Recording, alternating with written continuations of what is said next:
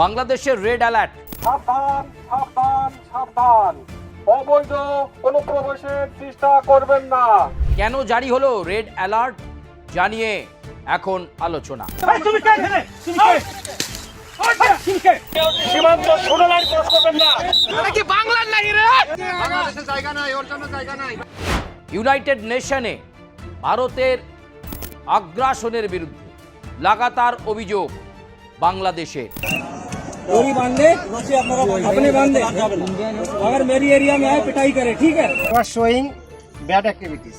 You guys are showing bad activity. How come Because they came from India. you can push into the India? No. So you are doing the same thing, na? No. ইচ্ছে করে push in করাচ্ছে BSF, আর জানিয়ে বাক বিতণ্ডা থামবার কোনো পরিস্থিতি দেখা যাচ্ছে না।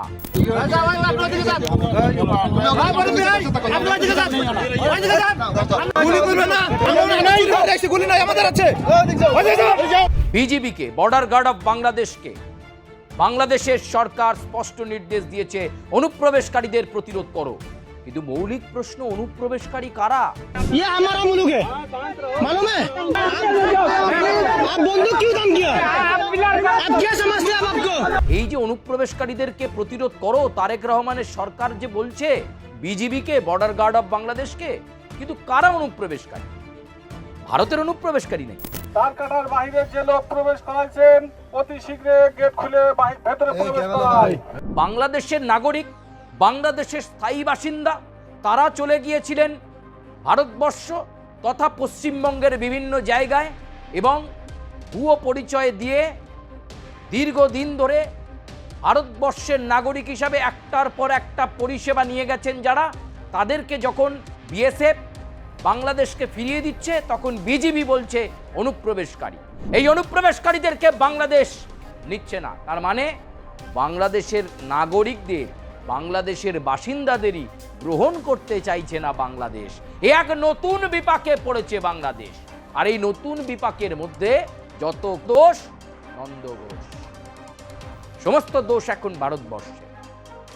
অনুপ্রবেশ মুক্ত দেশ যখন ভারতবর্ষ তৈরি করছে, বর্ডার থেকে যখন অনুপ্রবেশকারীদেরকে তাড়াচ্ছে, বিশেষ করে পশ্চিমবঙ্গ থেকে সংখ্যাটা যখন 4,800, ইতিমধ্যেই 4,800কে বর্ডারের ওই পারে অর্থাৎ বাংলাদেশে পাঠিয়ে দিয়েছে বিএসএফ। আরও 800 জন হোল্ডিং সেন্টারে রয়েছে, তাদেরকেও কয়েকদিনের মধ্যে প্রথা মাফিক পদ্ধতি মেনে, প্রক্রিয়া মেনে ফেরত পাঠানো হবে। সীমান্ত দিয়েই ফেরত পাঠাবে বিএসএফ। 800 জনকে এই মুহূর্তে হোল্ডিং সেন্টারে রেখে পেপার প্রসেস করছে বিএসএফ। আর তাতেই কিন্তু গাত্রদাহ। বিজিবি বলছে অনৈতিকভাবে বিএসএফ নাকি পাঠিয়ে দিচ্ছে। আরে বাবা, এই মানুষগুলো যাবে কোথায়? এই মানুষগুলো তো আপনাদের দেশের, এই মানুষগুলো তো বাংলাদেশের, এই মানুষগুলো তো ভারতবর্ষে এতদিন থেকেছে, খেয়েছে এবং পরিষেবা নিয়েছে। তাহলে যাবেন কোথায়? আপনারা আপনাদের দেশের নাগরিকদের যদি রিসিভ না করেন, বিজিবি বলছে অর্ডার নেই, বাংলাদেশের স্বরাষ্ট্রমন্ত্রী, বাংলাদেশের প্রধানমন্ত্রীর নাকি অর্ডার নেই এবং কড়া নির্দেশ দেওয়া হয়েছে বাংলাদেশ সরকারের তরফে যে অনুপ্রবেশকে প্রতিরোধ করবে এবং সীমান্তে কড়া নজরদারির কথা এসেছে। সেই কড়া নজরদারির কথা আসতেই নড়ে চড়ে বসেছে বর্ডার গার্ড অফ বাংলাদেশ। 4টে শিফটে এই মুহূর্তে বিজিবি কাজ করছে, রাতেও চলছে টহলদারি সীমান্তবর্তী অঞ্চলগুলোতে, লালমনিরহাট এছাড়াও আরও যে সীমান্তবর্তী অঞ্চলগুলো রয়েছে বাংলাদেশে, সেই সমস্ত জায়গায় নিবিড় পর্যবেক্ষণ করছে বিজিবি। মানুষ দেখলেই তারা আটকে দিচ্ছে, আর এগোতে দিচ্ছে না। অনেকের ওই জিরো লাইনে, কারোর জঙ্গলের মধ্যে, কারোর পথেই দিন কাটছে। বারবার তারা বলছে তারা বাংলাদেশের নাগরিক, তারা বাংলাদেশের বাসিন্দা। শুনতে নারাজ বিজিবি। বর্ডার গার্ড অফ বাংলাদেশের কর্মীরা তারা বলছেন সরকার না বললে তারা এদেরকে রিসিভ করবে না। তাহলে যাবেন কোথায় এই মানুষগুলো? কি রে, তোর বেশ র্যাশ হয়েছে দেখছি। হ্যাঁ রে, কি করবো বলতো, র্যাশগুলো কিছুতেই কমছে না। অনেক কিছু ইউজ করলাম তবুও কমছে না। আমার মনে হয় তোকে কোনো একজন ভালো ডার্মাটোলজিস্টের কাছে দেখানো উচিত। তুই ঠিক বলেছিস, কিন্তু কোনো ভালো ডার্মাটোলজিস্ট থাকলে একটু সাজেস্ট কর না প্লিজ। এই তোর তো একবার র্যাশ হয়েছিল না? তুই কোথায় দেখিয়েছিলিস? তুই একবার গরিদেবের গৌরী হসপিটালসে দেখাতে পারিস। ওখানে ভালো এক্সপিরিয়েন্স ডার্মাটোলজিস্ট আছে। আমারও সেম প্রবলেম হয়েছিল, এখন ওখানে ট্রিটমেন্ট নিয়ে আমি এখন ঠিক আছি।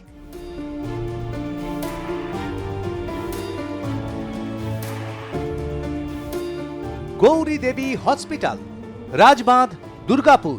যোগাযোগ 8001003333, 8001113333।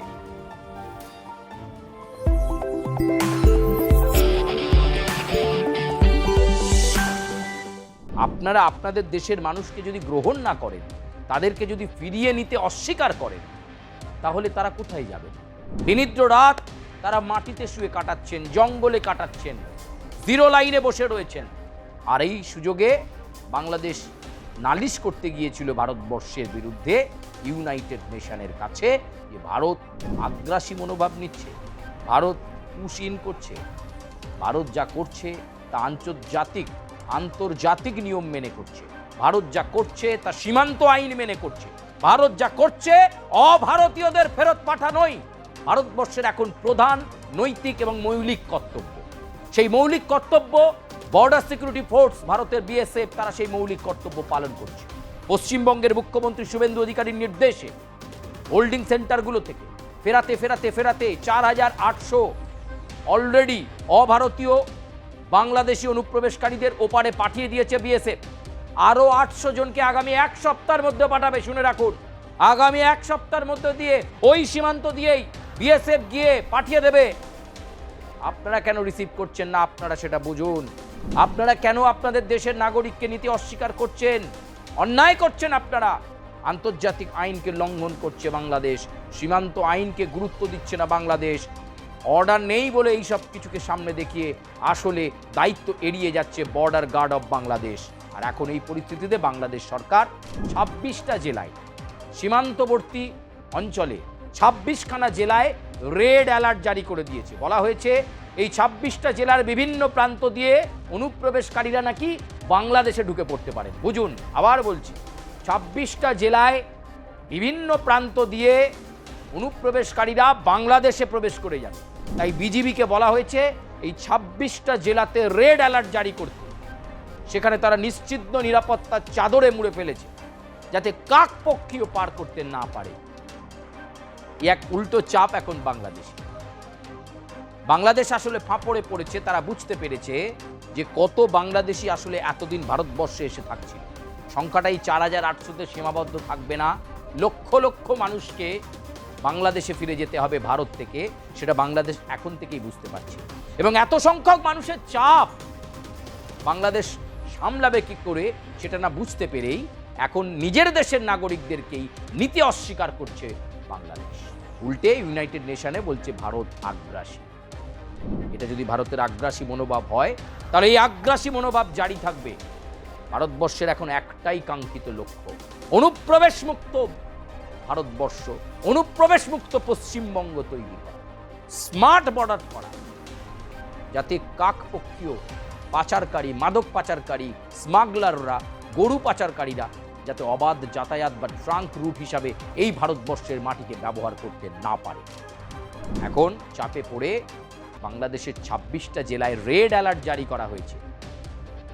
সেই রেড অ্যালার্টে বিজিবি দিনরাত ডিউটি করছে, 4টে শিফটে ডিউটি করছে বর্ডার গার্ড অফ বাংলাদেশ। বিরামহীন ডিউটি করছে তারা বাংলাদেশ সরকার যা নির্দেশ দিয়েছে সেটা অক্ষরে অক্ষরে পালন করছে। আর বাংলাদেশি নাগরিক দেখলেই তাদেরকে তারা অনুপ্রবেশকারী বলে দাগিয়ে দিচ্ছে, রিসিভ করছে না। এই পরিস্থিতি আরো অস্থির হচ্ছে, এবং যত অস্থির হচ্ছে ততই কিন্তু ভারত এবং বাংলাদেশের সম্পর্কের অবনতি আরো ঘটছে। এমনিতেই বন্দর বাণিজ্য বাংলাদেশের সেটা তলানিতে চলে গেছে ভারতবর্ষের সঙ্গে সম্পর্ক খারাপ হওয়ার পর থেকে। আর এই পরিস্থিতিতে বাংলাদেশ এখন হিমশিম খাচ্ছে, ভয়ে কাঁপছে যে আর কত মানুষকে ভারতবর্ষ, কত অবৈধ বাংলাদেশিকে ফেরত পাঠাবে দেশে। আর্থসামাজিক কাঠামোতে কি এই বাংলাদেশিদেরকে, যারা এতদিন ভারতবর্ষে গিয়ে থাকছিল, তাদেরকে যখন ভারতবর্ষ ফিরিয়ে দিচ্ছে তার নিজের দেশে, চলে যাও, তুমি তোমার দেশে ফিরে যাও, তখন রিসিভ করতে এত দ্বিধা কোথায়?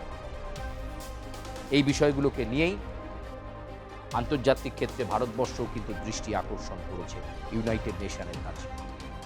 এবং পূর্ববর্তী প্রতিবেদনে আমরা বলেছি বাংলাদেশের ষড়যন্ত্রের কথা আপনারা শুনেছেন, সেটা নতুন করে বলবো না।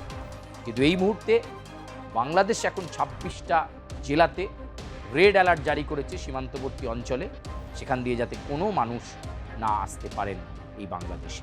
যদি তারা এসে পড়েন তাহলে তারা অনুপ্রবেশকারী, এই নিদান দেওয়া হয়েছে বাংলাদেশ সরকারের তরফে। প্রিয় দর্শক, আজকের মতো এ পর্যন্তই।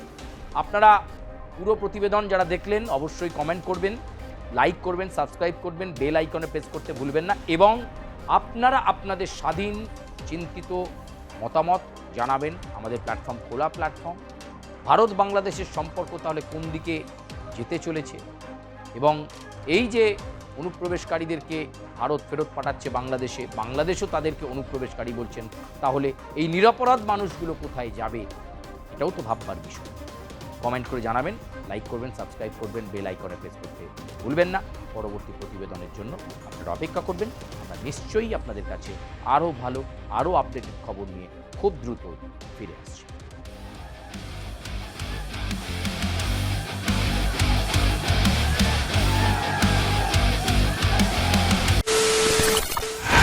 খবরের নামে প্রতিদিন সন্ধে আপনার ড্রয়িং রুমে কি শুধুই চিৎকার চেঁচামেচি হয়ে আসে?